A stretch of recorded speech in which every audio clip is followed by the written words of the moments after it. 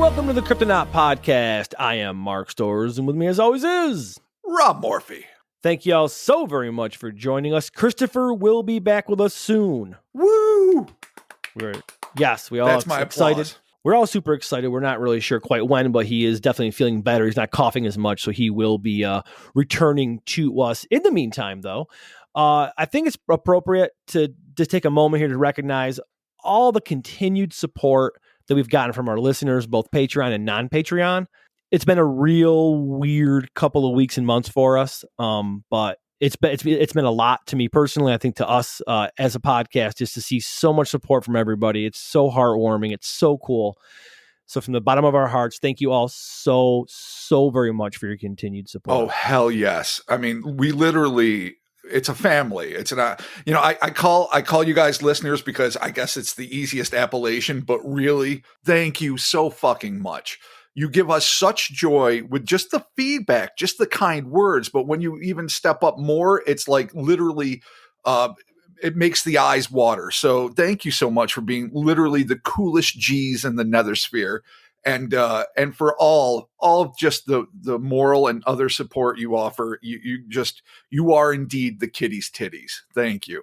So we're going to start with Patreon, patreon.com/Cryptonaut podcast. $1 is the shout out. $5 is the shout out and the bonus audio. So be sure to check that out.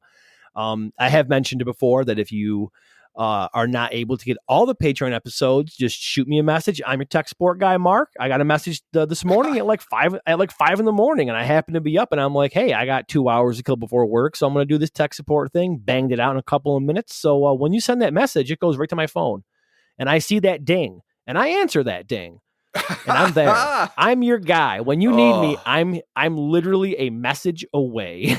So, IT stores, no doubt. Yeah, sure, check that out there. All right, Bobby, let's do these shout outs. Let's do it. Let's begin with Molly Post. Hell yeah, Molly. Lay K. Lay, what up? What's going down, dude? Stephanie Miller. Oh shit, Stephanie, what is happening? This is either Bigfoot with a Y, or as I prefer to say it, Bigfoot. Yeah, Bigfoot. It's probably Bigfoot with a Y. I mean, let's be honest. Nobody wants to be Bigfoot. Or Boggy Creekfoot. Did you ever see the movie Bog? I won't weigh us down too much. It is a horrible piece of shit from the late 70s that I really enjoy.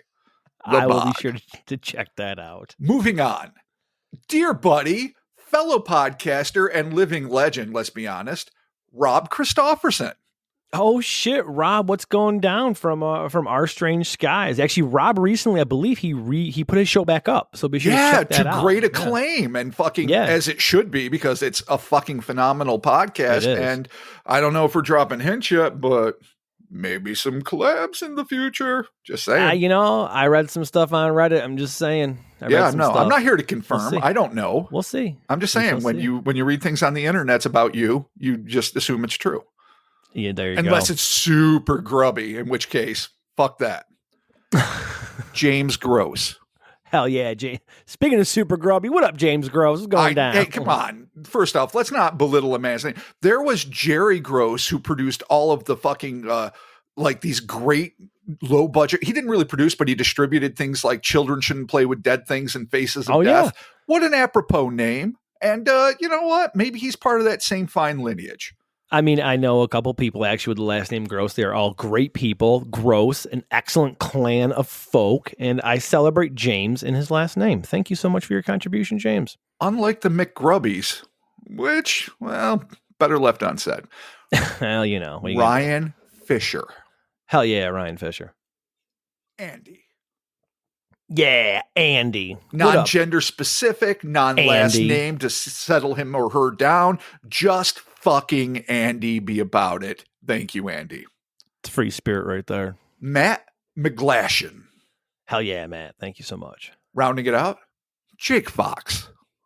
Jake Fox, thank you. Thank you, Jake Fox. Thank you all for your continued Patreon contributions. We appreciate it so very much. Let's move on to this week's episode. Robert, we were talking about Death from Above Part 2. Deuce! The gamma ray killer. Oh, man. All right. You are going to have to give a backstory on this. But first, let's get started with. On a sultry summer's eve in the late 1960s, a group of rural Colombians had an all-too-close encounter with a flying saucer and its semi-humanoid pilot. An encounter which quickly devolved from riveting to terrifying, proving, beyond the shadow of a doubt, that the early Spielbergian ideal of the benevolent E.T. is just what we always knew it to be, a work of fiction. Why'd you lie to us, Stevie? Stevie, we trusted you, man. We rode on the Orca with you. We went into space with you twice. Why? He continues to lie to us. I know. He's not as bad as J.J. Abrams, the father of lies. But yeah, early Spielberg is, of course, the equivalent of Shakespeare in my book. I think 500 years from now, they'll have like holograms of his like classic work, and classrooms will groan in unison because they don't want to hear old timey Maine English being spoken or fucking whatever. But that having been said, it is an idea that we've been kind of had foisted upon us that by and large, especially in the early 80s with E.T. and Close Encounters and whatnot, and Starman, even John Carpenter's, that there is a benevolent sort of presence in space that are only avoiding us simply because they're waiting for us to maybe mature enough so we can interact. I know Dr. Stephen Greer firmly believes that is the true and end all be all. And I think that is probably some serious faction. But in the same way that I'm dubious that all Bigfoot want to be a Harry and the Henderson snuggle bunny, and that some don't want to rend your fucking arms and, you know, use you as a dip for eating and having family gatherings. I think that there are probably agendas that run along both lines. And I'm not sure which one this one is, but I can say this because, I mean, we know the title is Death from Above, Part 2, that it's not going to end well.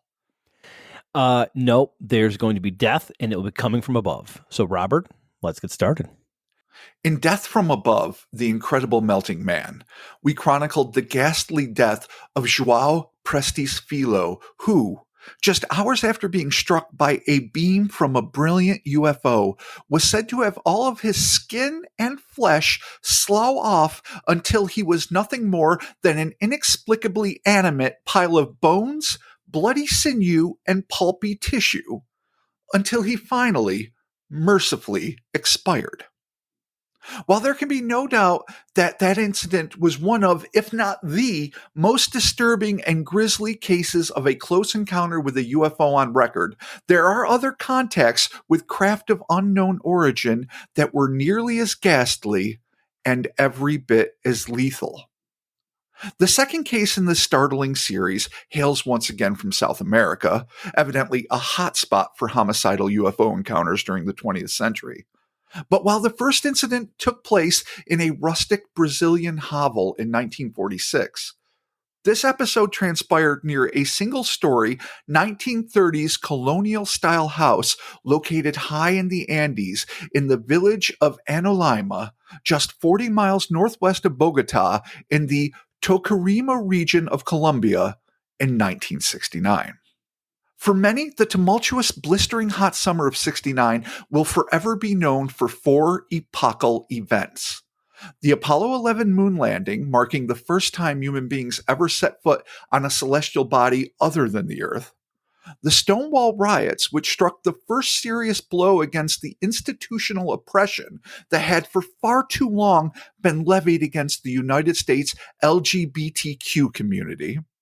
Then there was the Woodstock Music Festival that in many ways embodied the dreams of peace and love embraced by the revolutionary hippie movement, and the Manson family murders that seemed to shatter those dreams just as they were becoming manifest.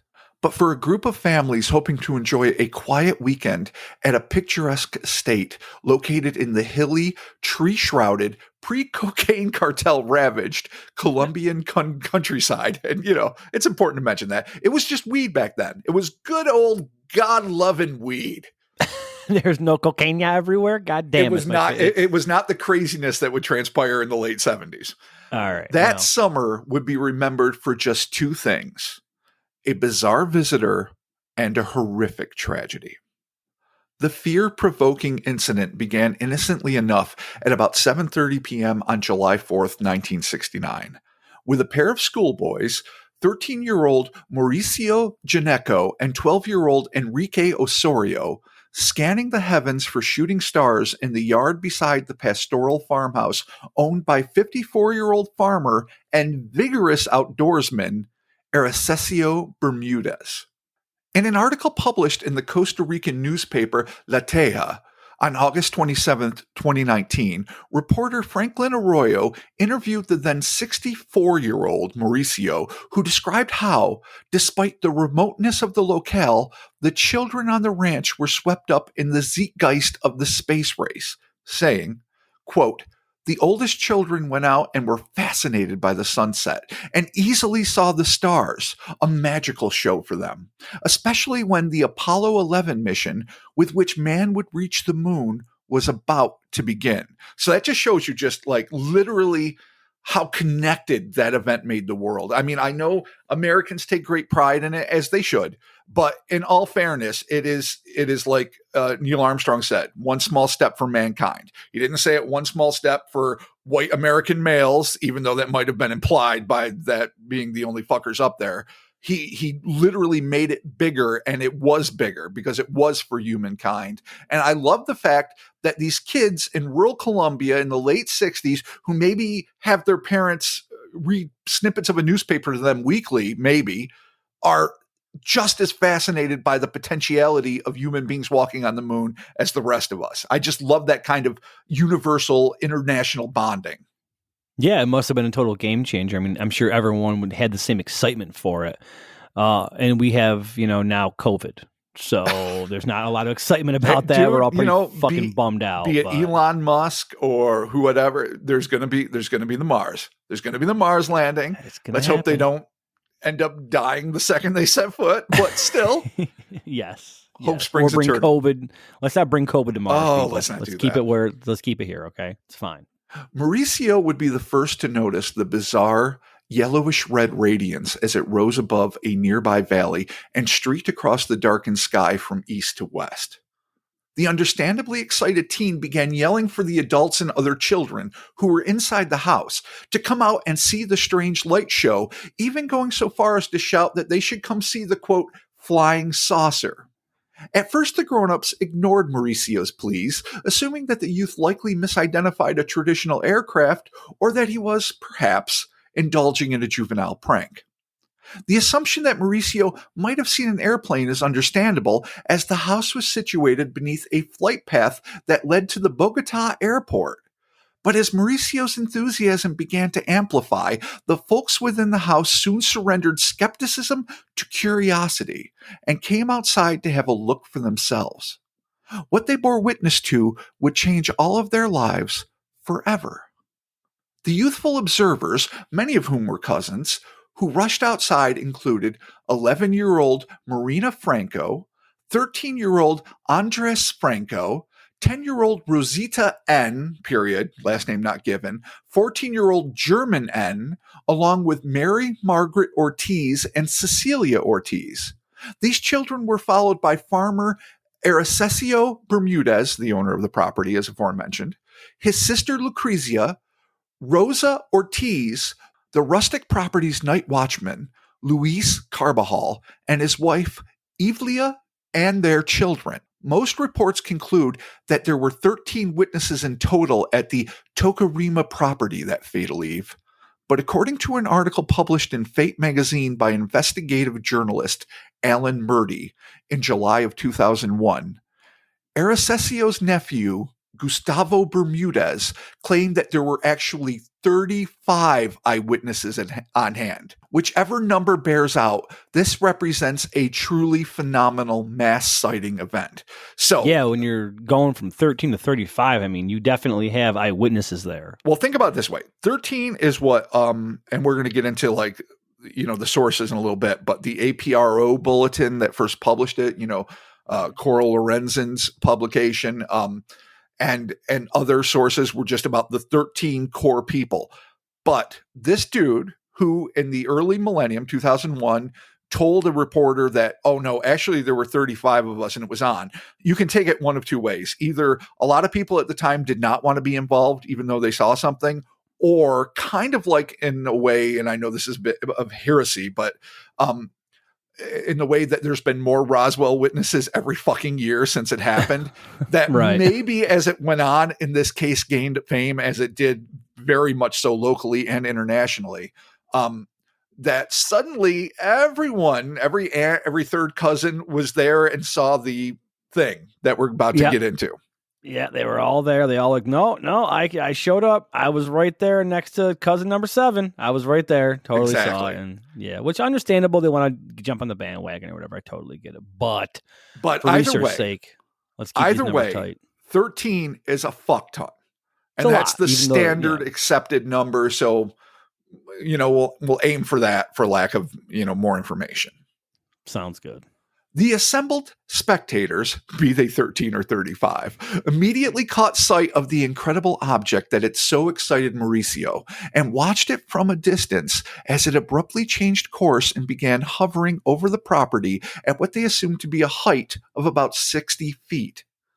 In 1969, electrical wires had not yet penetrated into the isolated area, so the utter lack of light pollution must have made this brilliant object all the more enthralling.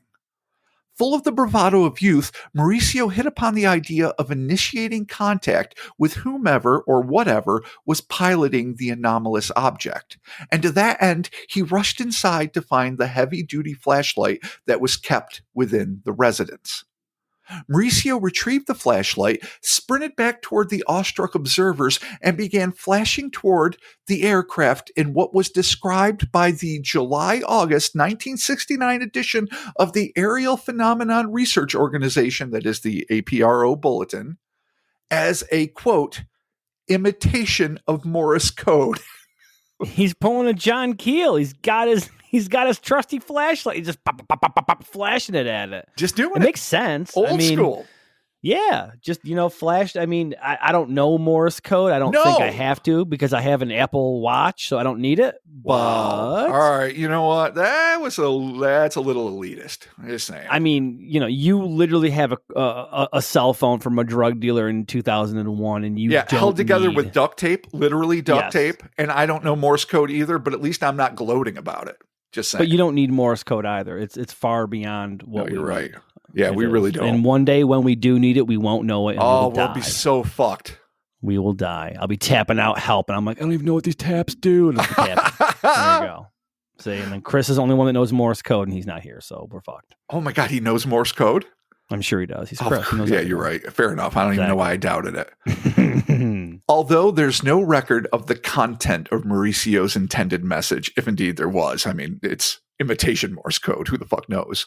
Whatever he said must have struck a chord, as it was at this point that the saucer shined a beam back down at the light and approached the property at an astonishing rate of speed, compelling Mrs. Rosa Ortiz to shriek, and I quote, "That thing is coming down upon us. Turn off that flashlight, Mauricio."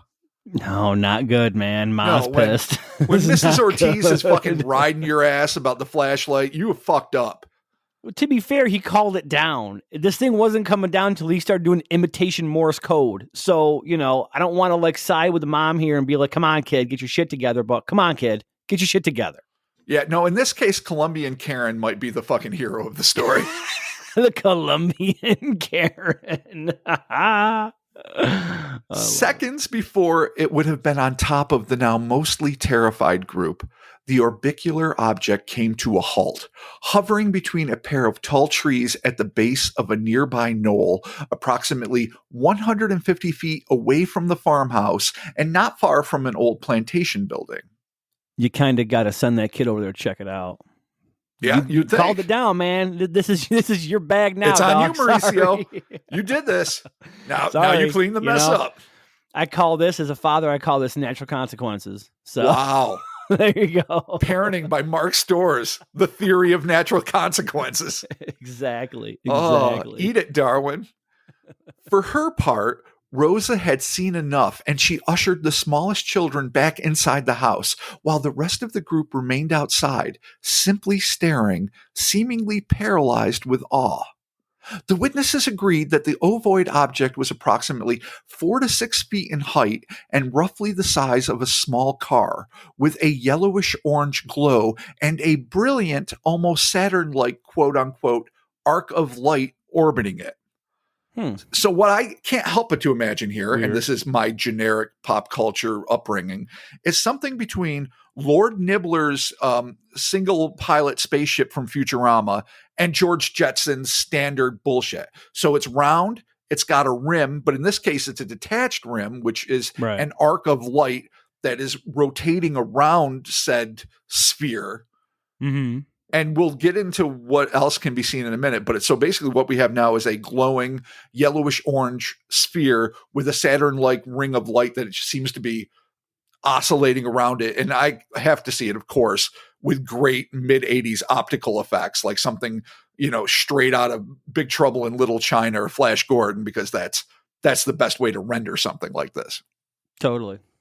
The gravity-defiant device was completed by a pair of luminous legs emanating from the bottom of the cockpit, which Andress compared to mosquito legs. These insect-like extensions oscillated from bluish to greenish near their pointed tips. So they're glowing, they're like pulsating, I think, and it's pulsating once bright green, then bright blue, then back and forth. Aracesio Bermudez, known to the children as Papa Garza. Oh, how cute is that? That's adorable. Was a no-nonsense man who was not in the least bit impressed with the odd object hovering between his trees or the commotion it was stirring up in his guests. This guy's basically my dad. Oh, yeah, he gives no fucks. Like, what's this bullshit? Feeling it was his duty to ensure the safety of all present, Bermudez snagged the flashlight from Mauricio's hand and dashed through his blackberry bushes toward the now immobile object. Oh, shit. Yeah, it's on. It took the older boys just a moment to muster up the courage to follow him. Little could Bermudez have imagined that this simple act of courage in confronting this odd interloper would not only doom him, but would also psychologically scar all who were present at the ostensibly interstellar event. That's a little thing we like to call foreshadowing. Yeah, I think I see where this is going. Yeah. Shit. Much like Incredible Melting Man, not super good with the suspense. I'm like more of the George Romero school of pure exploitation and less the Hitchcock school. We know someone's going to die. It's in the title. It's probably this guy. Okay. All right. Here we go. As Bermudez made his way toward the glowing object, his sister Lucrezia attempted to follow, but luckily for her, she tripped in the darkness and could only watch in captivated horror as her brother approached the radiant craft, which cast an eerie glow on some nearby rose bushes. It's those little details that you love. When you read these in an account, you know it could still be made up, but when somebody takes the time to add that, you're like, oh, son of a bitch. Yeah, that happened. That shit happened. According to statements made by the children and Rosa Ortiz, as the audacious Bermudez neared the UFO, he began calling to the only other adult male present, his security man, Luis Carbajal, who was mentioned earlier, exclaiming, and this might be the greatest quote in paranormal contact history, "Luis, come quickly. Bring a machete. It's a Martian." Yeah, man, after my own taste right there. Bring me the machete. Again, we need Christopher here. He is our local master of machetes. He is indeed. Yes. Whole story right there. He's the only man to have actually given me a machete, and boy, was I grateful. And it was to protect me from potential bullets in the back of my head. And there's a story that goes into it, and someday we'll deal with that. That's right, when you were almost murdered. I forgot. Yeah. Oh, yeah. The harrowing life of Uncle Rob and his buddies who protect him. God bless you, Chris Carnicelli, and you too, Mark Stores. I was gonna come and sit vigil in my bighorn. Yes, you were. But yeah, no, you guys were brothers in every sense of the word. Oh, we were ready. Saints. We were ready to crypto roll posse on this dude. So anyway, yes, bring your machete. It's a Martian. There you go. That's all you need to know. I know. It's just great. Louise, come on. It's a Get Martian. the machete. Bring the machete. It's a Martian. We're going to deal with this motherfucker Colombian style. We're going to fucking cut this thing's head right the fuck off its body. And I hope you appreciated my perfect Colombian accent. That was flawless. Not New Jersey at all. I loved it. It was great. In 2008, Marina Isabel Ortiz Franco, which makes me wonder if the Ortiz branch married the Franco. I don't know. Either way, that's who she is, who was just 11 years old on the fateful eve and would remember Bermudez as a, quote, quiet and affectionate man, chuckled with wry nostalgia at the seemingly naive thought that he would attempt to fend off an ostensibly alien invader with a large knife, stating, and I quote, "Today, after so many years, it still makes me laugh. Ercecio's optimism at the moment trying to defend us from a Martian with a machete," end quote. I mean, not for nothing. He showed up. He showed up. He did. And he's telling the night watchman, he's not telling the night watchman, bring a machete, defend my property. I pay you to be the security here. He's saying, get me my fucking machete. It's on. And I don't care what you are or what kind of tech you got. If somebody hits you with a machete, you're going to feel it. Yeah, unless you have wicked force fields or some weird inertial dampener or some bullshit, you get hit with a machete. And, I mean, it's a 4 to 6 foot Volkswagen Bug round Jetson car, but you could still probably, it probably isn't going to do any damage. But hey, God bless him for believing. Exactly. He showed up. He did the work. He's protecting his family and his property, for that matter. Stand your ground. Man's man. I was waiting for it. Stand your ground against these Martian invading bastards. God damn it. Son of a bitch. Bermudez stood about 35 feet away from the silently hovering object, which, despite its intense amber glow and in opposition to all known laws of physics, was not causing any shadows to be cast around it. Light don't work like that. Nope, sure don't. Einstein's not happy about that shit. Mauricio would describe what he and his cousin saw next to reporter Arroyo. That's Franklin Arroyo that we talked about earlier. When we got to the part of the paddock behind the house, we found Arcesio and the object facing each other, end quote. According to the July 16th, 1969 edition of the Colombian newspaper El Tiempo, which means the time, this staring contest between man and machine lasted for 4 straight fucking minutes. You know what this is, don't you, Robbie? What? When you're staring something down for 4 minutes? It's a Cryptonaut classic. No, it's fuck or fight. It's right. You're gonna fight. We're gonna fight or we're gonna fuck. We're gonna fuck. Two. That's it. So yeah. I mean, we don't have a fight or flight response in this fucking pod. No, we don't. Fight or fuck. That is the rules of engagement. Right, and there is truth to it. You maintain eye contact long enough, and you are literally going to be in an argument or balls deep, one or the other. You know what? Either way, we're all walking away friends. Yeah. No, I mean that, it's what bonds a tribe. Yeah, we're going to solve our differences. Solve our differences indeed. Okay. Bermudez, apparently finished with waiting for Luis to arrive with the machete, decided to creep ever closer to the hovering vessel. Without warning, the UFO went dark. The farmer raised his flashlight to illuminate the object, and the orb suddenly glowed blindingly bright before shooting nearly 100 feet straight up. Mauricio, Andres, and the other observers who'd remained near the farmhouse stared in awe as the object soared skyward before peeling off in the general direction of Bogota. All in all, the entirety of the encounter lasted no more than 14 minutes, but its fallout would last lifetimes. It's worth noting that approximately 5 minutes later, 2 additional witnesses, Rosalba Prieto and Clemente Bolivar, who lived approximately 2 miles from Bermudez, testified that they saw a, quote, bright orange, end quote, object cruising unhurriedly across the sky in the direction of Bogota at an altitude of what they estimated to be about 300 feet. So that's key because unrelated to the event, just 2 more UFO eyewitnesses describing the same basic shape, going in the same basic direction at the same basic speed. The agitated Bermudez and his entourage rushed back up to the old farmhouse and told the other witnesses that he had managed to get within 25 feet of the object before it launched upward. But it's what the hardworking man of the earth said next that they would never forget. According to those present, Bermudez swore that when the UFO blinked out and he had pointed the flashlight at it, for a brief moment he saw a quote-unquote person inside.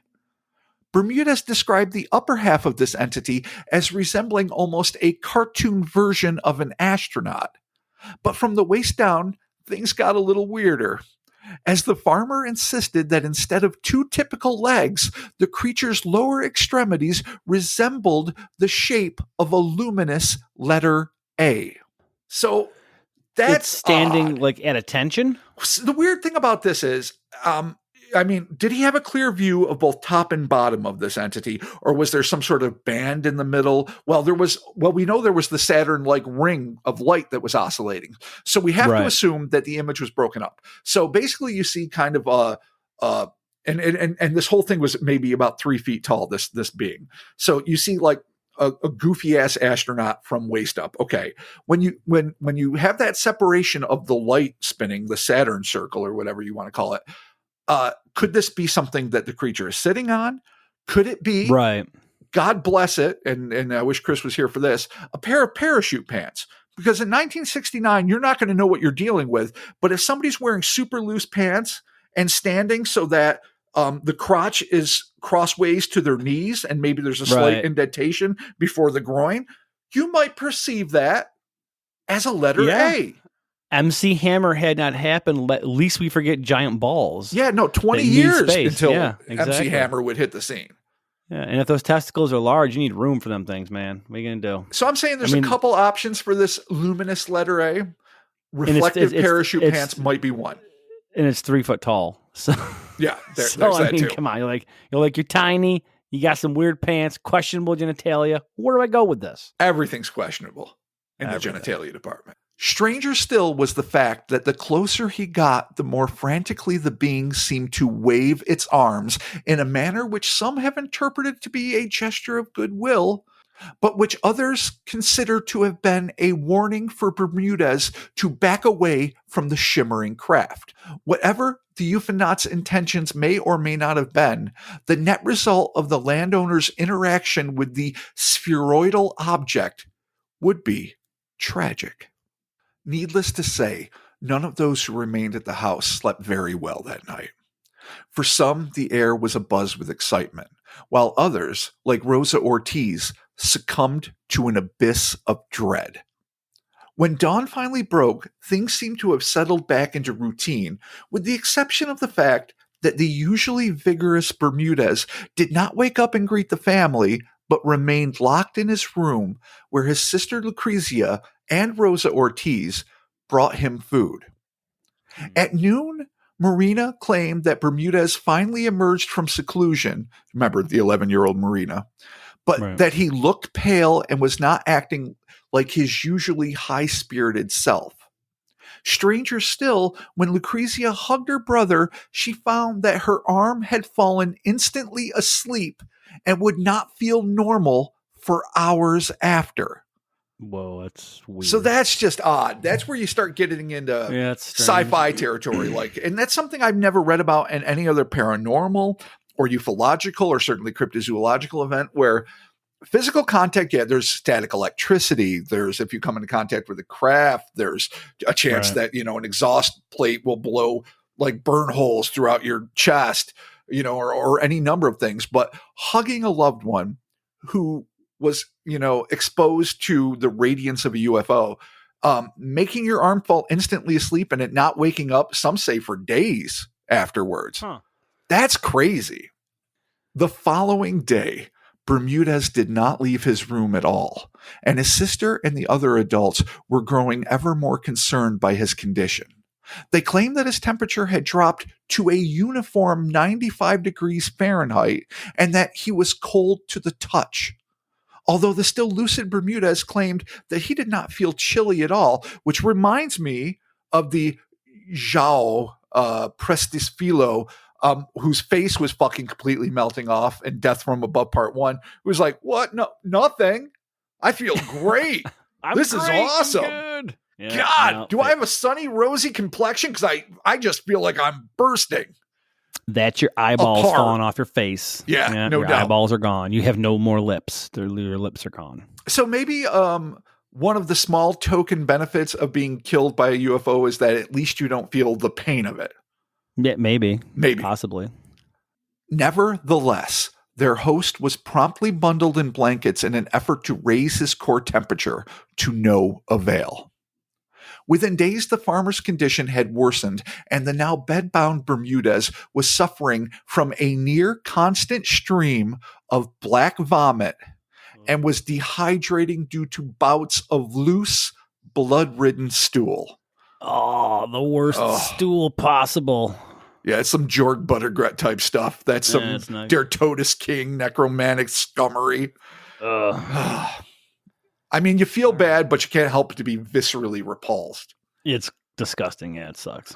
Symptoms that some researchers assert were clear signs of acute radiation, specifically gamma radiation, poisoning. Proponents of this theory point to the fact that Bermudez's illness was so sudden and severe that it must indicate that he was exposed to a large dose of radiation in a short period of time. They also indicate that the only way a rural agriculturalist with no access to electricity could suffer from radiation syndrome would to have been exposed to some kind of portable atomic technology, not unlike the floating object that he alone had gotten so close to and whose occupant may well have been attempting to shoo away. Again, assuming that the A-legged, cartoon astronaut was not beckoning him closer, like, get used up, fuckface, but was actually going, dude, no, I've got a leak. No, go. Yeah, or he knows the propulsion system of his craft, and he's like, yeah, don't suck on my intergalactic tailpipe. This is not going to be good for you. No. So there it is. Whatever the actual cause of the illness may have been, enough was finally enough, and it was decided that relatives in Bogota with a car would be called to come in and transport the ailing Bermudez to a hospital in the city. On the way to the hospital, the progressively weaker Bermudez leaned against his sister. Family members would insist that, until the day she died, the portions of her body that her brother had been in direct contact with remained ice cold despite all attempts to warm them. Huh. So that's much weirder than just the days-long sleeping arm. That is that's perpetual chill based on flesh-to-flesh contact alone? I guess. Yeah, that's weird. Okay. And then what thing that isn't elaborated on that I wish was, did she feel cold because of it? Or like her brother, did it feel cold to the touch, but she didn't suffer from it? Right, but she was fine with it. Yeah. You hope it was the latter, just because no one needs a permanent, cold, dead post-sledding chill on their body. Right. Bizarrely, after Bermudez arrived at the Bogota emergency room, I'm not sure which hospital, the nurses on staff found that they were unable to draw blood samples as the man's bodily fluids had evidently, quote unquote, crystallized. I have no idea what that fucking means. I did a cursory Google. It seems like that doesn't happen in real life. No, your heart is unable to pump crystallized material. That's just not seems how to make your sense. System works. I mean, I'm not a nurse. My wife is. But if you could ask Nicole how crystallized blood happens, that would be really helpful right now. I will run that by her later tonight while we're watching WandaVision. Yes, that will not help us right now at all. Will not at all, unfortunately. And although he was surrounded by top-flight medical professionals, no one could figure out what had happened to Arcesio Bermudez, and worse yet, no one had a clue as to how to stop it from literally tearing his organs apart. On July 12th at 10 a.m., Dr. Luis Borda came on shift and would be the first physician to care for Bermudez. At 7:30 p.m., Dr. Borda was replaced by the eminent Dr. Cesar Esmerel, the then Secretary of Health in Bogota, who would attend to the patient for just over 4 hours. But despite his best efforts, Bermudez's body had been so thoroughly ravaged by his heinous exposure that he finally, after 8 days of sheer agony, slipped into a coma and succumbed to his injuries at 11:45 p.m. Oh, that's brutal. Yeah. Dr. Esmeril had this to say following Bermudez's abhorrent demise, quote, "The patient was very ill. He presented a cardiac condition, third-degree dehydration brought about by vomiting and diarrhea, and it was impossible for me to control his sickness. Nothing could be done for him," end quote. Intriguingly, the distinguished doctor would note his patient's preternatural chill to the point where his temperature would not even register on a thermometer, stating, quote, "It struck me that the patient should be hypothermic. That is to say, that he should have no temperature whatsoever. All I can say to you is that according to his sickness, the patient should have had a temperature reading, but in fact did not have one." Shades of Return of the Living Dead much? Yeah, that's bizarre when no temperature is registered. Yeah, like not even 82, not even something obscene. I mean, even a dead body in resting, like, would still produce some sort of temperature. Yeah, I mean, until like a rigor mortis would sit in, I would think. But, ooh, that's bizarre. And if he was some like backwoods Doc Hollywood motherfucker, and yeah, I like that movie despite all the reasons why I shouldn't. Fucking, I would almost be like, okay, but this dude, he's the top dog in Bogota. He is respected everywhere. He's like, this motherfucker should have a temperature without, swearing, of course. He doesn't. I've got no way to explain it. That's some fucked up shit. Yeah, that's a whole new scale. It's a whole new medical scale right there, buddy. Fucked up shit. Dr. Esmeril conceded that he was baffled by the case, but being a man of science, refused to attest that the patient's injuries were the result of a run-in with a UFO, stating, "I'm speaking from a medical standpoint. Therefore, I cannot associate his death with the presence of the object, the UFO, you are telling me about," end quote. The cause of death was put down as being due to gastroenteritis, or, according to Alan Murdy of Fate magazine fame, to a low body temperature and food poisoning. Oddly, the decision was made not to embalm the corpse. And here's where you get like a flash into a not so distant time in the past, literally just a few years before I was born, that seems like a universe away. Meanwhile, back at the Bermudez farm, the family who had remained behind continued their vacation. The ranch had neither electricity nor phone lines, and in rural Colombia in the 1960s, 40 miles might as well have been the distance to the moon. Having no way of knowing better, everyone at the ranch was confident in the fact that the medical professionals in Bogota were taking care of their beloved friend and uncle. Marina recalled the concern that she and her cousins felt regarding their honorary uncle, but due to their youthful optimism, none of them predicted how horrible the outcome of this ordeal would be. Days later, the family rode the train back to Bogota, expecting to greet their mending family member. But upon their arrival, they were shocked to hear about the premature death of Papa Garza. Oh, it's a bummer.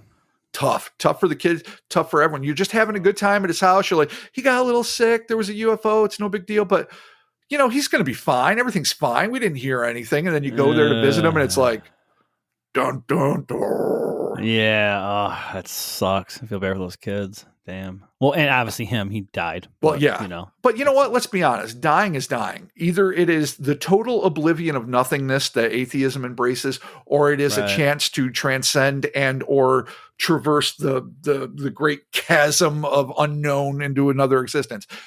The suffering is always done by those who are left behind at that point. Thank you. I appreciate that. No one was more distraught than Arcesio's brother, a district governor named Joaquin Bermudez, who was with his brother at the time of his death. When the rest of the family arrived, he demanded to know what had happened back at the farm to cause his brother's horrific condition. It was then that the family realized that for 8 full days, no one had so much as brought up the bizarre events of July 4th, which seemed to have set the slow motion tragedy into action. Mauricio recalled that it was then that Lucrecia told her brother Joaquin and the doctors that, quote, it could have been the bug that appeared on the farm, end quote. The bug? I don't know if that's some weird condescending UFO? way to talk about a UFO and or its occupant, or if she was comparing it to like a hyper large lightning bug. That's what she calls it. No explanation. All right. Okay, fair enough. The perplexed men asked her to elaborate, and that's when she recounted to the gape-jawed group the details of the incredible event that had transpired just over a week previous. Joaquin and the doctors probed the family for additional information, and all present corroborated Lucrezia's account, which, for the medicos concerned, did nothing to help clear up the mystery of the formerly healthy farmer's demise. Confoundingly, some family members claimed that they had been reticent to speak of the UFO sighting because they were simply preoccupied with Bermudez's death, while others insisted that they had suffered from lacunar amnesia. That's a throwback vocabulary word. Oh, I remember that. That is, of course, forgetting a specific event, and had simply and inexplicably forgotten about the event until their uncle's passing. In 2011, Marina Franco would recall, quote, in that wonderful moment, we started to remember in great detail what had happened and give it the importance it has had. Apparently, people have had such contact that creates amnesia, induced, it appears, so that we did not give the importance to the matter. So obviously, it's not that either she's not the master of English or the translator is not the master of translating. But basically, she's saying that we had all forgotten and suddenly it came rushing back, and that she is probably, through the investigators that have worked on the case, heard of other cases wherein people have amnesia, very specific time frame and in situation induced amnesia regarding specific events, be they, I don't know, alien abductions or fucking whatever. Right. Marina further recollected the frenzy that soon followed in the wake of her family's revelations regarding the close encounter, wherein she and the other children were whisked away to be interrogated by prominent members of the community, claiming, quote, we were taken somewhere where there were doctors, priests, people in government. At first we met, confirmed our stories, then I guess now, what she's saying is, I'm supposing now in 2011, they sought permission from our parents to continue the investigation that included hypnosis and going to the farm. That's when the organization appears, APRO, though at first she gets the name wrong, which is hilarious.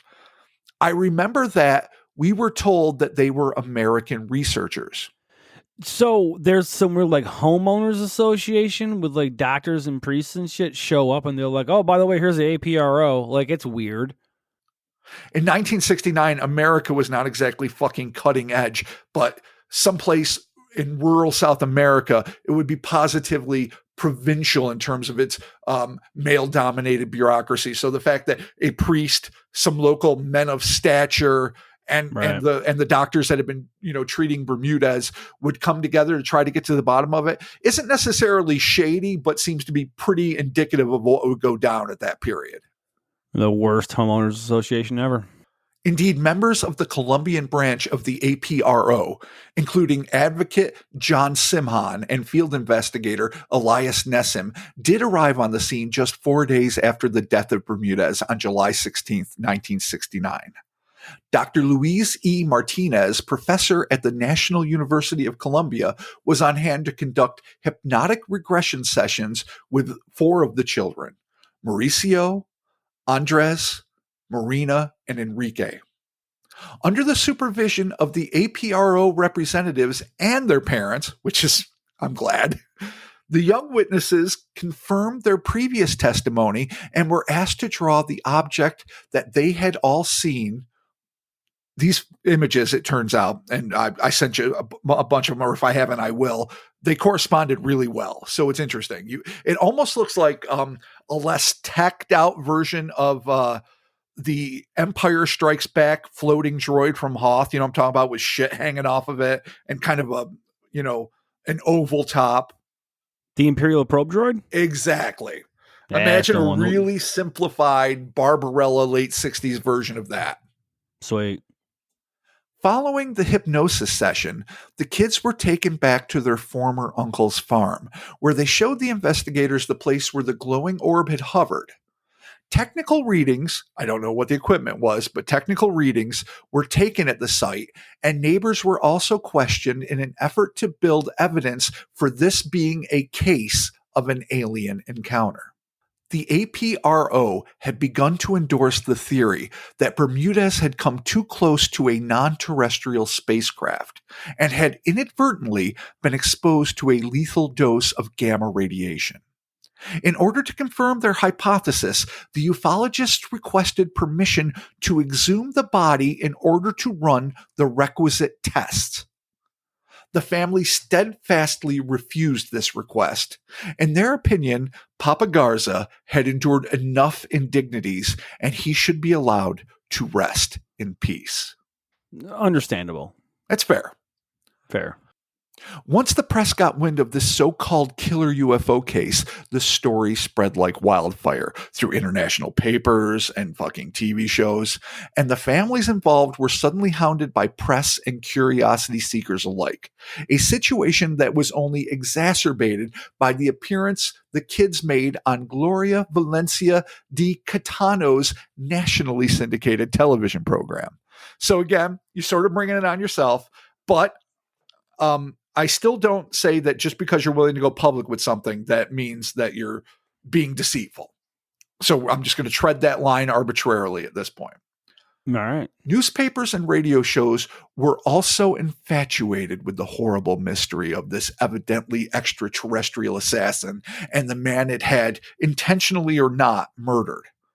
After it was reported out internationally, the case showed up in such esteemed works as John Keel's 1970 tome, Operation Trojan Horse, and Jacques Vallée's 1990, Confrontations, A Scientist's Search for Alien Contact.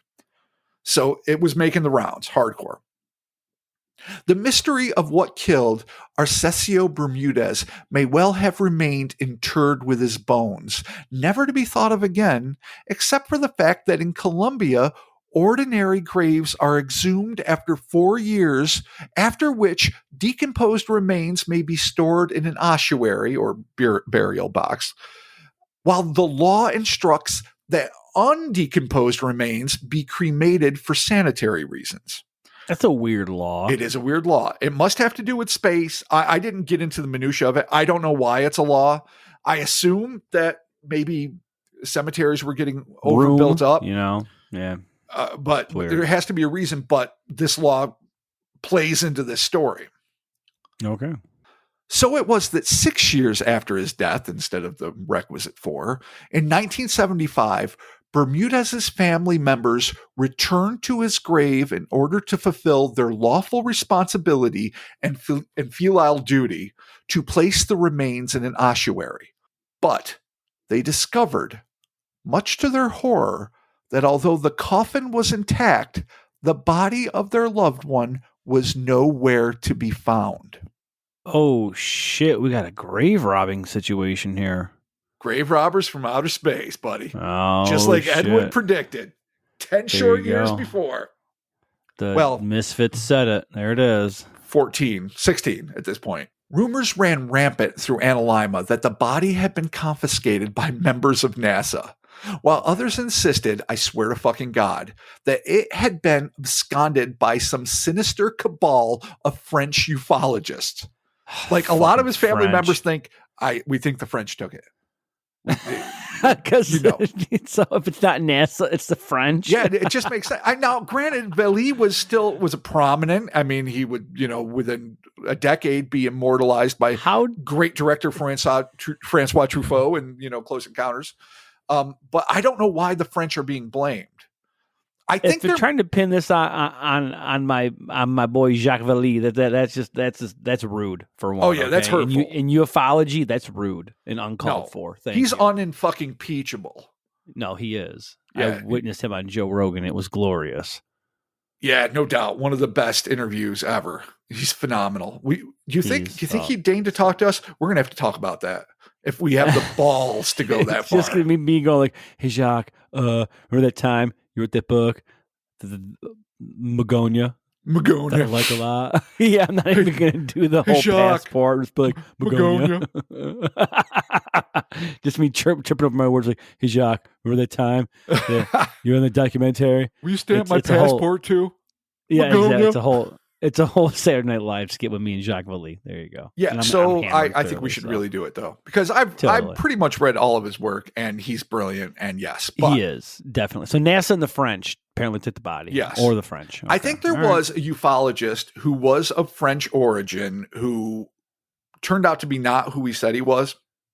And who knows? Ooh. In the same way that I wouldn't necessarily be able to tell Ukrainian accent from a Czechoslovakian one or whatever, because I've got like simple American ears, there is a chance that maybe this dude was completely just not doing it right and just had people take him at his word, or that it was a different French person and they did have some sort of shady agenda and it struck a chord with the family. And so now an entire culture is indicted. I don't know. I didn't really go deep down that rabbit hole. Let's just make it easy and blame NASA. Let's blame NASA. That just makes sense. They're guarding the ice wall with the flat earth to the Sasquatch land.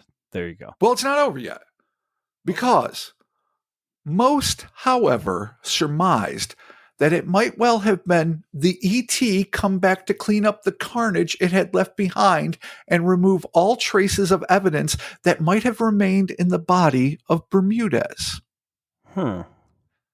In the end, the culprits were never apprehended. So NASA, the French, or the aliens took the body. That's it. Those are the three. Okay. Those are the three. I mean, we can narrow that right down. NASA. Well, actually, we can't. We got one more option coming up. Oh, okay. In 2001, while Alan Murdy was researching for his Fate magazine story, he stopped for a drink at a roadside kiosk outside Tokarima, where he met what he described as a, quote, fit, active 70-year-old named Primitivo Moneda. Yes. Moneda. Nice. Primitivo Moneda. I'm going to pretend I said it that well the first time. Who provided an entirely new perspective on the story, end quote. This is what Murdy had to say about the lifelong Analima resident. Quote, Primitivo explained the local interpretation of the light seen in 1969. To the people of Analima, the light was regarded as a gaucha or spirit light. It returned to the lane outside Tokarima the week after Ercesio Bermudez died. Traditions in Analima maintain that the farm stood on the site of a temple of an indigenous chief. He had built an altar of skulls and buried treasure there, fucking metal. Wow. The light was seen as a sign of buried gold.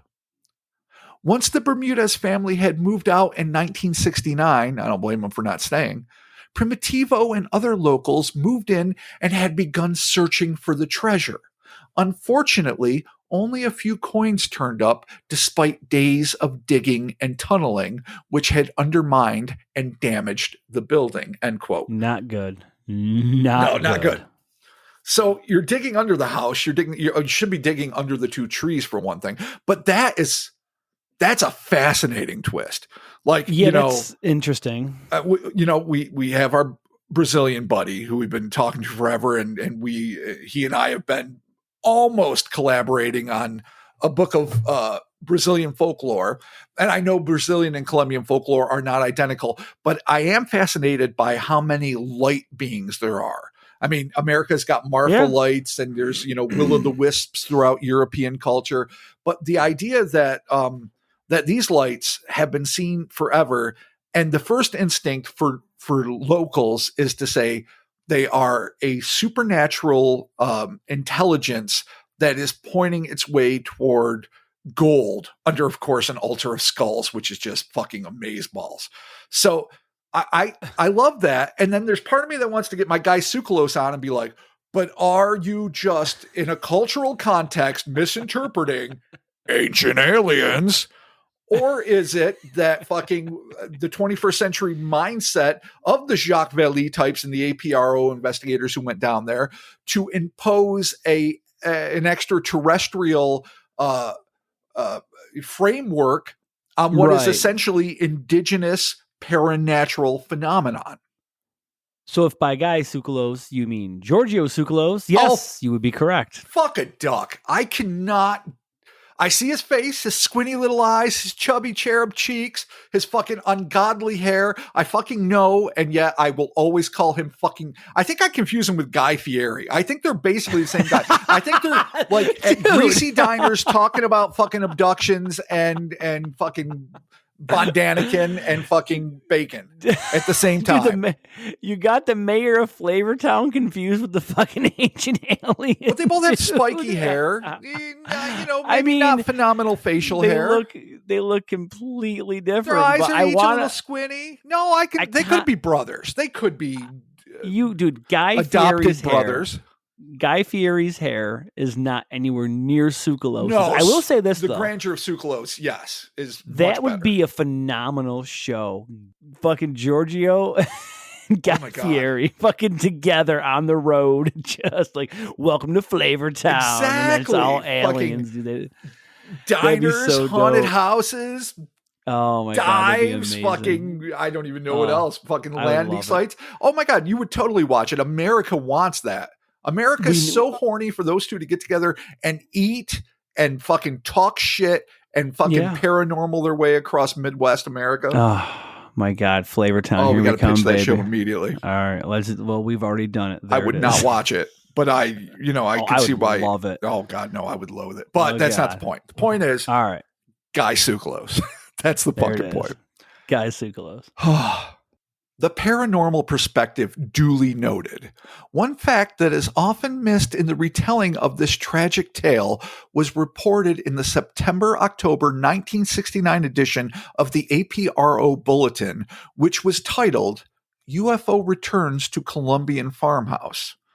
That's something I'd never heard of before. I had started this article, oh my God, almost 10 years ago. And then, like so many things, it gets put on the to-do pile or whatever. But when I was going through great old PDFs, I came across this and I was very happy. So the article went on to state, John Simhan, APRO representative in Colombia, has investigated further sightings of UFOs in the Analima area, see the July-August bulletin, which we referenced earlier. A red ball was seen twice on the night of August 15th, 1969, at the farmhouse near Analima. The object was estimated to be about 3,000 feet in altitude, and it flew silently from west to east. Witnesses included 4 members of the Bermudez family and 3 other persons, including Army Lieutenant Herman Castillo. I don't know what an Army guy was doing there. Is it a friend of the family? Was he on official investigative duty? The mind reels. Guarding the family? Who could blame him? There you go. Times of observation were 8:30 p.m. and 10:15 p.m. local time. On August 16th at 9:15 p.m., a UFO believed to be the same one seen on July 4th was observed by numerous members of the Bermudez family, including elderly Miss Lucrecia Bermudez, the sister, who now is a permanent Chile side, who had a quote-unquote nervous crisis upon recognizing the object. Who could fucking blame her? I know, really. After what happened to her bro? Killed her brother, yeah. Oh, God. Mrs. Bermudez, it goes on to say in parentheses, is the sister of the late Mr. Arcesio Bermudez, who claimed to have been approached on July 4th by an object at a distance of 20 feet. The object had a yellow brightness about it. No structural details were visible. It came toward the farmhouse at a low altitude and, as in the July 4th observation, approached the ground in a nearby wood. Once again, the witnesses were not certain if the object was actually on the ground. They could only see it shining through the trees. None attempted to approach the object. Well, no shit, Sherlock. Yeah. Sage. Yeah, the last time that happened, you lost your brother. So stay the fuck away from it. Yeah. And your uncle and your brother and your cousin and your fucking everything. No machetes, no flashlights. Let it do its thing. Leave it alone. Several days before, so this is indicative of a flap, Representative Simhan of the APRO had investigated a sighting at Analima involving town councilman Hector Rivera. He and 6 other witnesses saw a bright yellow object traveling from west to east at an altitude of about 250 feet and a distance of about 300 feet from their position. The observation only lasted a few seconds, and the witnesses described the object as a quote-unquote machine shaped like a barrel. So again, I don't know if we're dealing with the same thing. The other one, they just dead up say this is the same one that came on the 4th. So you assume the eyewitnesses, corroborated that.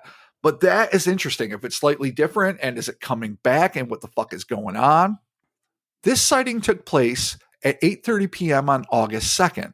After the August 16 observation at the farmhouse, Representative Simon and other APRO members spent 6 hours a night at the farmhouse on August 20, 21st, 22nd, 23rd, and 24th in an attempt to obtain photographic evidence. No aerial phenomenon were observed, but you got to give them mad points for trying. Yeah. On August 24th, another hypnotic session was conducted at the farmhouse by Dr. Luis E. Martinez. Also present was Dr. Cesar Esmerel, one of the doctors who attended Bermudez before his death. The children, Mauricio, Andres, Marina, and Enrique, same ones, were hypnotized, and they once again recounted the observations of July 4th, which was taped by Representative Simhan. Dr. Martinez had already hypnotized the children, as I just said, in connection with the July 4th sighting at his office. And on that occasion, he had difficulty hypnotizing Enrique, who was withdrawn from the session. Well, he's been through a lot. Yeah, it's a lot to put on a kid. As a result of this hypnotic session, it was possible to establish exactly where the various witnesses were during the observation. Andres and Mauricio, it was determined, were located about 130 feet from the landing or near landing spot. Arcesio Bermudez, on the other hand, got no closer than 45 feet from the object, not 20 feet as reported earlier. That's an interesting thing because forever, I and others have been reporting the other thing, but clearly the distance was a little more. Whether or not it means that he couldn't have been affected by radiation is anyone's guess. Right. And trying to gauge the distance of 45 feet to 20 feet. And it's kids. Under hypnosis. Yeah. And it's excitable. And yes, as we say every single time, almost to the point where we don't have to, but we might as well, just in case this is your first time listening to us, hypnosis is dubious as shit. It is not a direct link to the truth. It is one possible way to get and elicit information that may or may not be helpful in further revealing a truth you already know but might not be consciously aware of. But it is just as likely a chance to decorate your mind palace with some fucking crazy ass wallpaper that never really had any reason to exist. So, take it as you will. And the whimsy of a child, my forthcoming book. Oh, yes, lest we forget. 2023. Apparently, Bermudez was under constant observation by Andres and Mauricio as he approached the object. Although they could not see the object itself through the trees. That's a new twist too.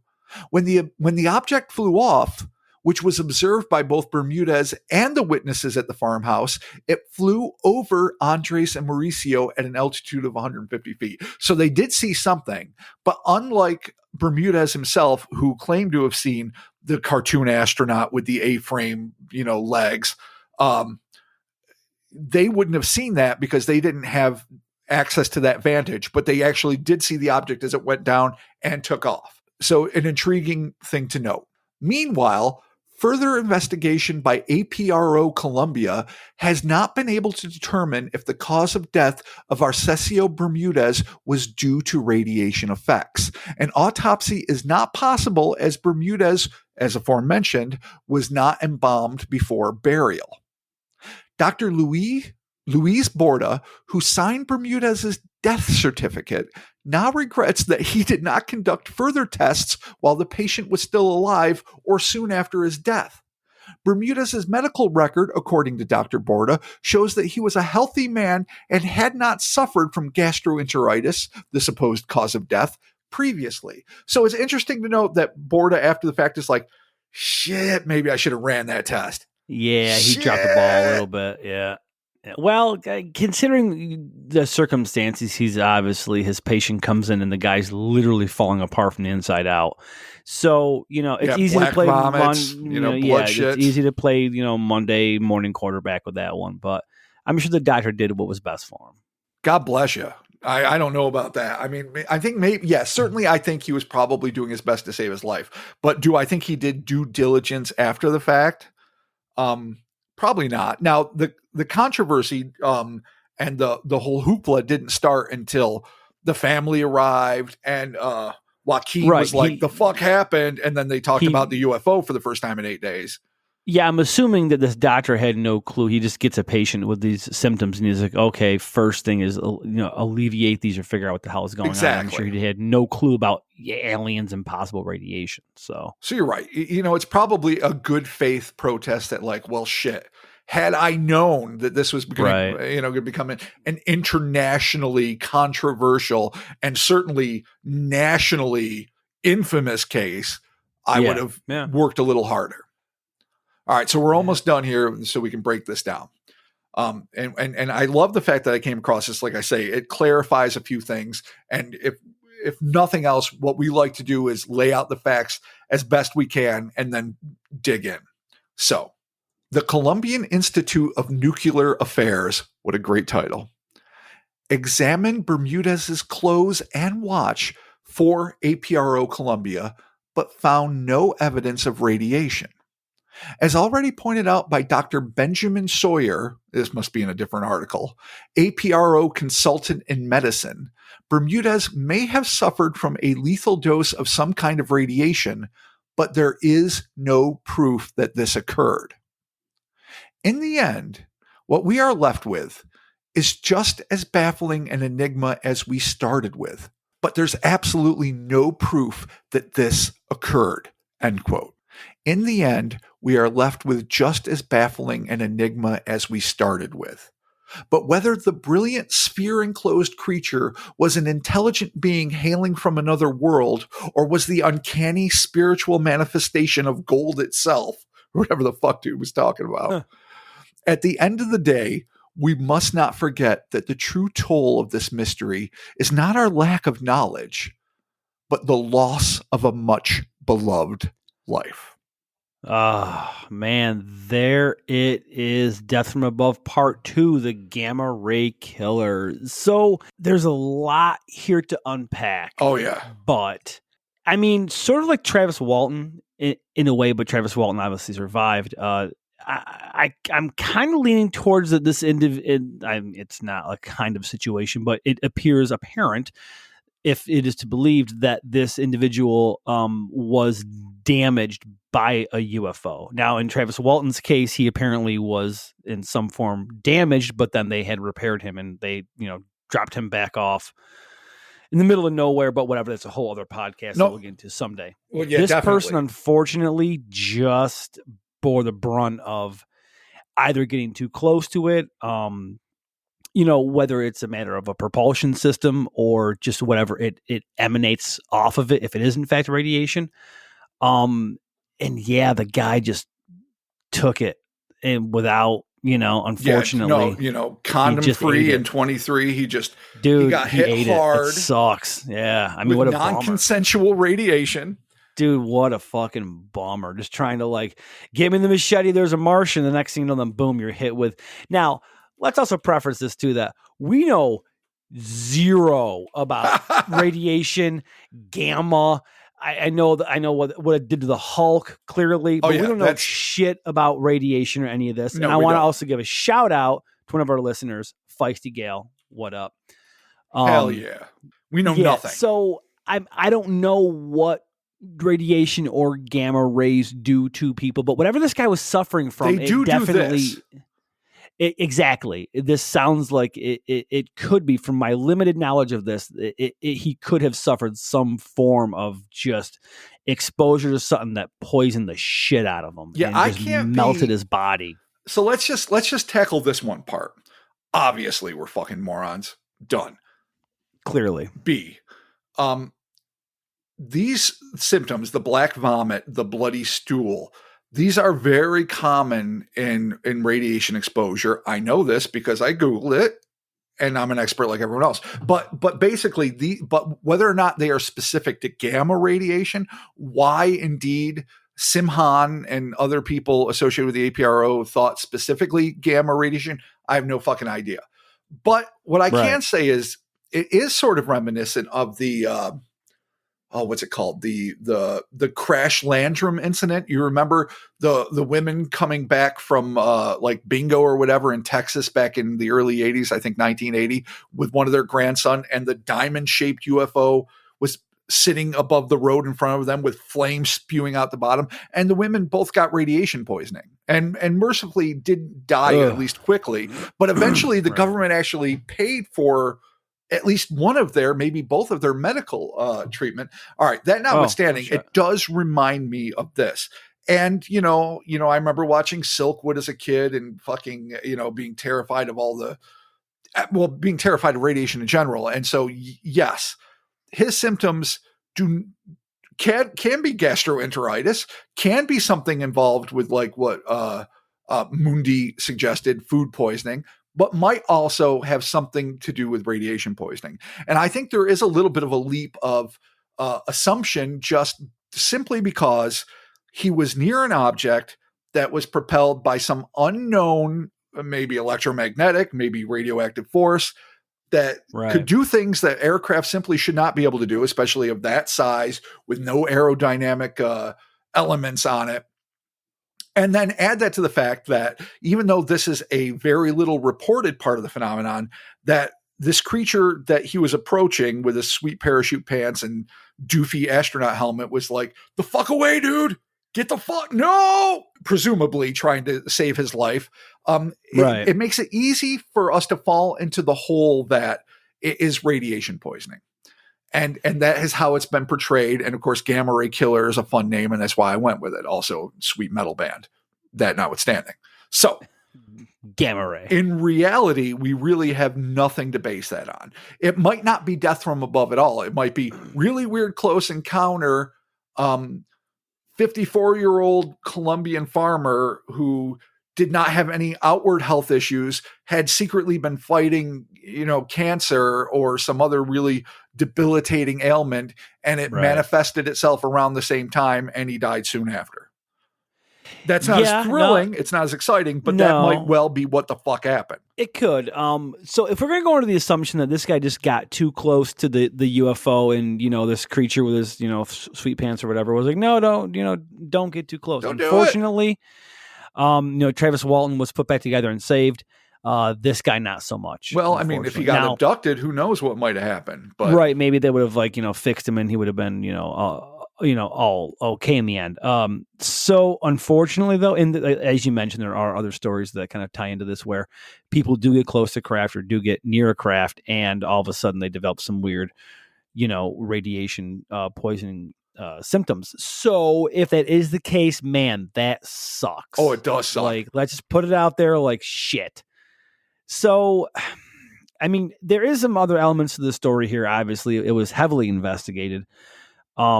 to the point actually where his body was, the corpse itself was gone, and they were blaming NASA, the French, Right. or other possible people. So the missing body's weird. I mean, going over the whole weird, skull, throne of skulls or whatever, or the paranormal element. The paranormal element of it. Yeah. The gaucha, the spirits of the sky. Is that what they were called? Yeah, finding the gold or whatever. And again, that could be just some weird reference to aliens that we just don't quite understand, or it's just culturally like it's different. Yeah. Yeah. So, man, it's a weird, wide open, like, shit. If they did do some tests on this guy and they did gather enough information, maybe we'd have a better idea of exactly what happened. Because it is kind of open, unfortunately. As much as I want to be like, man, dude got too close to a UFO and fucked up, like, it's not really that easy. No, it isn't at all. And that's why I agree. It's fascinating that, I mean, not that they were necessarily going to agree to an exhumation and tests, but maybe, right. I mean, he wasn't embalmed, so it probably just would have been a skeletal shit show anyway, but they probably still would have been able to test the bones, were the family to give the APRO and the Nuclear Regulatory Commission of Colombia or whatever permission to test to see if there was any residual radiation. Now, we have to know the watch and the clothes showed no sign of it. And that seems to be a pretty good indicator that it maybe didn't affect, or it wasn't what that was. But then on the other hand, is it some sort of energetic pulse that only affects biological matter and not necessarily the components of a watch? Or, I mean, I guess, I don't know, the clothes he was wearing were probably because biological based. They probably weren't all polyester and polymers. Right. So, like you're saying, if we're dealing with a propulsion system and some sort of energy that we don't necessarily understand, we're not going to really have an idea of how it's going to affect our body. Right. So, yeah, maybe it is just something that, because we are filled with, blood and bones and cells and all kinds of shit, that it just fucking eats it alive. Because apparently it's what it did to this guy. But man. Yeah, no, it's fucked up. Like, I'm actually, Primitivo's weird interpretation of spirit lights and altars of skulls and whatnot. I mean, it sounds super cool. You know me, I'm a science guy. I want it to be the fucking science. I always am rooting for it to be the technology-based aliens, not the weird interdimensional fucking shamans that fucking meditate their way over here to, I don't know, abduct your soul to hug it so it feels better and give it green tea and send it home. I mean, that's fucking fine, but it's just not the way I want it to be. I want fucking Bigfoot to be a fucking unclassified ape. I want fucking aliens to be from another fuck-sucking planet or even dimension, but biological and technologically based, because it makes me fucking feel better and more sci-fi. But by the same token, I know that shit ain't necessarily so. And so I think what we have to deal with, and we've been, saying it over and over again in a cyclical manner, is that this might not be the obvious thing that it's set out to be. This might be a real encounter with a UFO and maybe even an extraterrestrial or interdimensional. And it might have somehow accidentally triggered something that was already in this dude, or he might have just been on the cusp of getting sick. But on the other hand, it's pretty weird that it happened that night. And then within a few days, it's hospital worthy. And then in 8 days, he's a fucking goner.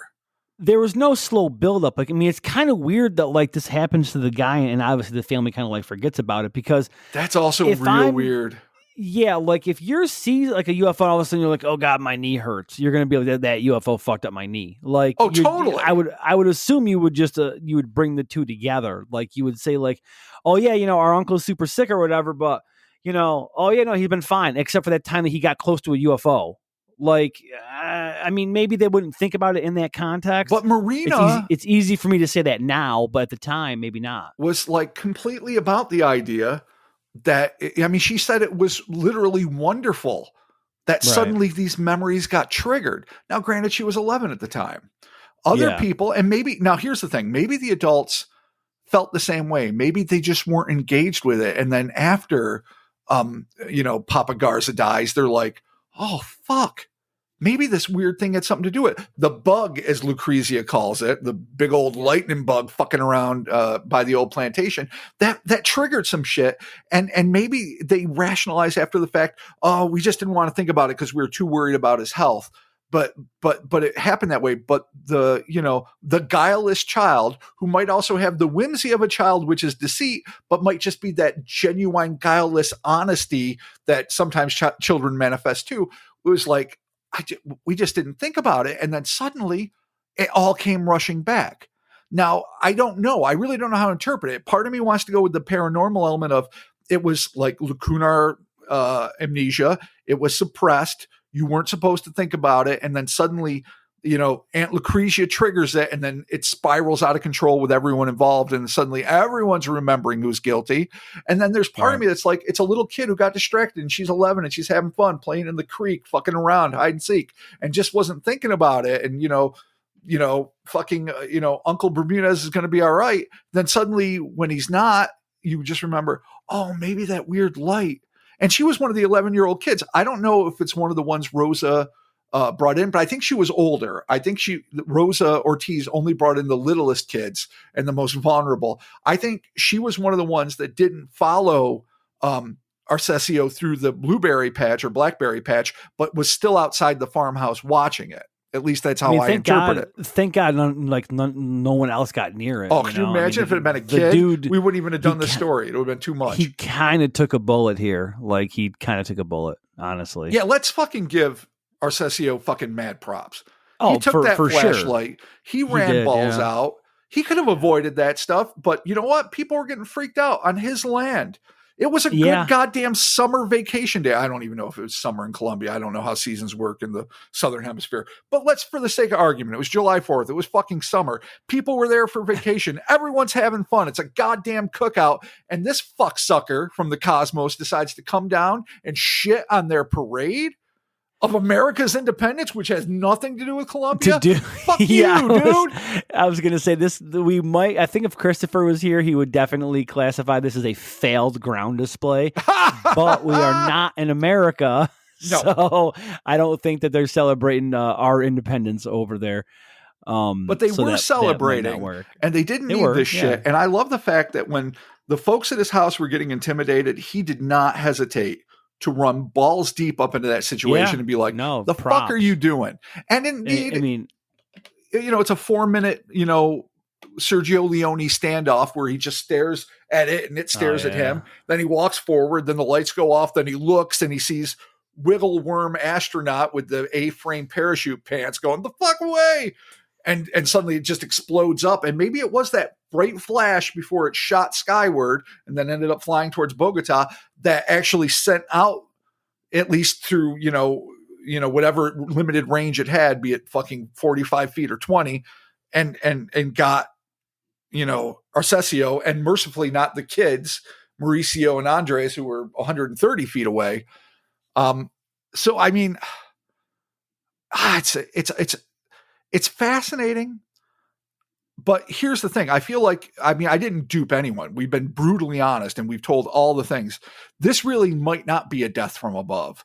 This might be a thing from above. And by the way, people die. Yeah.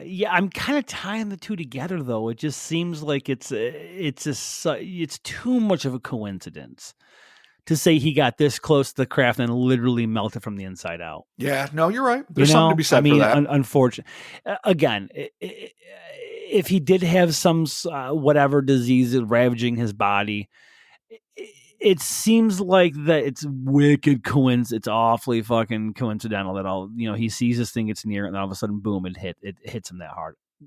And I'm not saying it couldn't happen. Right. It obviously could. But this was clearly investigated by a ton of, it was witnessed by a lot of people and investigated by a lot of people as well.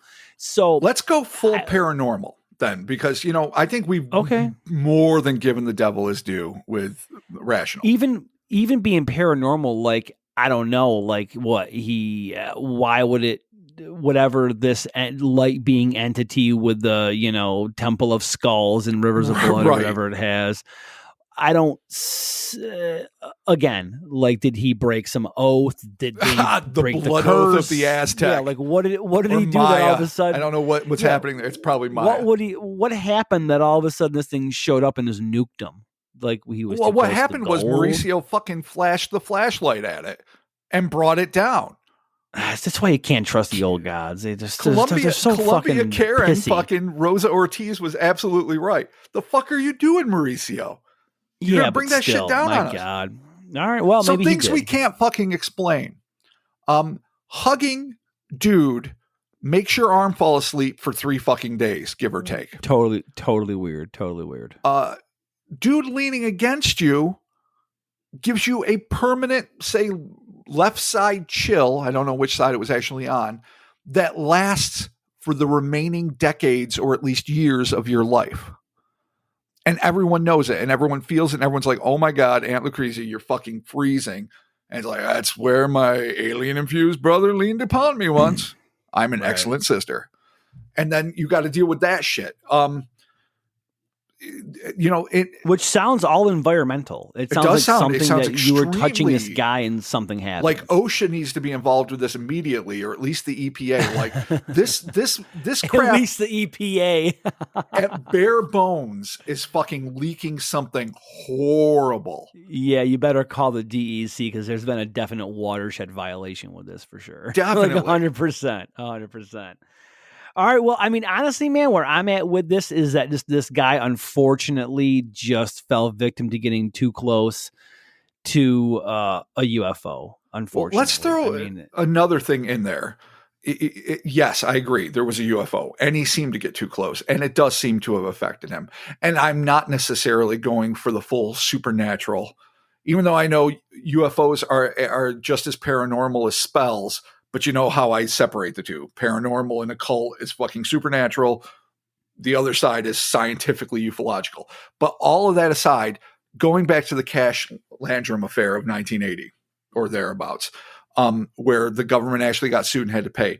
What's his nuts there? The guy, his name starts with an M. He was the star of Mirage Men. He claims to be Doty. I think Richard Doty claims to have been a covert operator for the government who is now in his old age coming clean and coming correct and telling people about all the shady shit. He's insisting UFOs are real and that he was part of the cover-up operation, but he still seems shady as the day is fucking long. Yeah, he's questionable. He's super questionable. I put no stock in what he's saying. In fact, if anything, if there's someone who is obviously a plant that is there to spread more lies and almost make me think that there is nothing to ufology except this dude making his retirement and fucking alimony payments by fucking continuing a lie because fuck it, I don't care. I'll be this dude and it's worth it for me.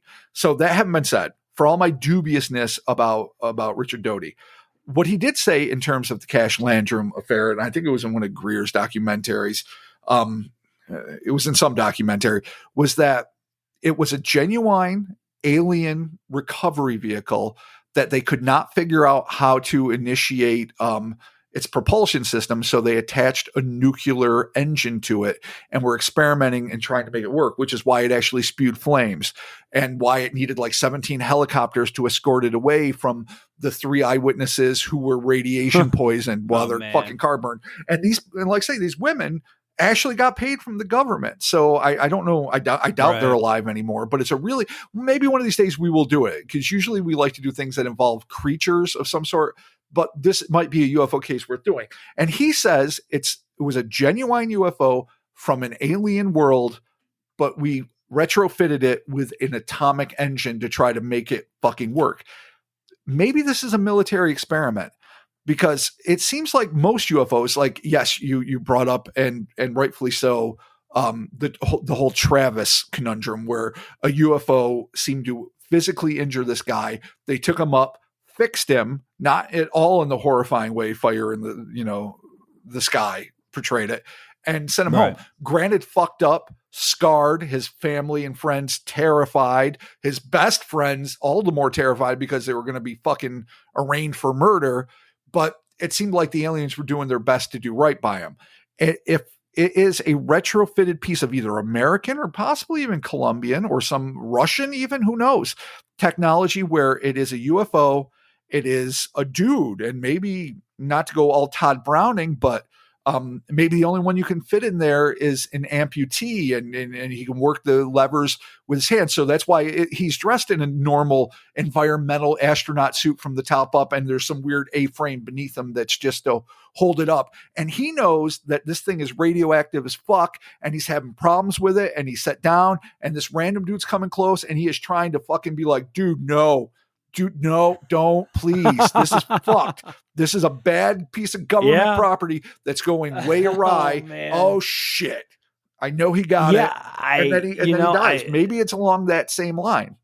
I like where you're going. I enjoy where you're going with this. Yes. So, all right, government conspiracy, paranormal ghosts of the nether realm guarding the Temple of Skulls and the River of Blood, and or the dude got too close to a UFO. I mean, there it is. But this fucking open. This half a cosmonaut who is doing his best to save Bermudez's life was still there looking for fucking ancient Mayan gold. Don't doubt that for 1 second. It all ties together. He still had an agenda. Oh yeah, no, you're there. You got it. You got to supply the need. Listen, communist countries don't finance themselves. It's a socialist fucking nightmare. You got to do what you got to do. Gold. You need that gold. There it is, the Cryptonaut podcast. Thank you all so very much. Commie Gold. Give me that Commie Gold, and goddamn it, we better see that Guy Fieri and Giorgio Tsoukalos fucking show happen. Guy Tsoukalos, Giorgio Fieri.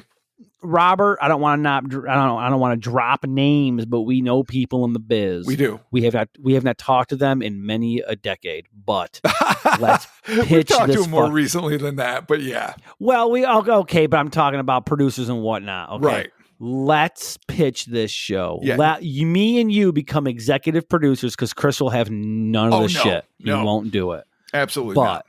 We're going to write him in as an executive. Of course. He'll still get paid. Grip. He'll still get paid for hating us for doing it, because that's what brothers do. So we're going to make this shit happen. Guy Fieri, George Tsoukalos on the road, fucking finding aliens, staying away from radiation, eating tasty fucking burgers, and having dope hair. Exactly. And wearing them fucking sunglasses backwards. Greasy, bacon-infused aliens, big hair, and an open-top vehicle in the American Southwest. Do it. I'm already seeing the promo. I can already see the fucking sizzle reel that you're going to cut together. It does. It does. Patreon.com. $1 is a shout out. $5 is a shout out and some bonus audio. You can find that, actually. I forgot to give the complete URL at patreon.com/Cryptonaut podcast. Thank you all to everyone over there who supports us. Holy shit. You have no idea how this last 2 months that Patreon literally went to help support my brother, who's he's actually out of the hospital. He's in a hotel at the moment. Getting ready to come home. My dad's over there with him. They got to hang out for 2 weeks.